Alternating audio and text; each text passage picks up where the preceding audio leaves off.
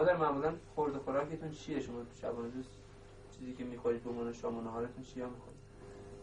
هیچ ندارم. چی موقع یه نون خشک چی موقع چی میتونم جورم میتونم بکشم. خب ماهی 45 تومن شما الان داری بابت بازنشستگی؟ یه سیب زمینی خالی گاهی وقتا یه گلگاده یه تخم مرغ یه دوست آشنایی برنجی بونم که قطع کردن نمیدن.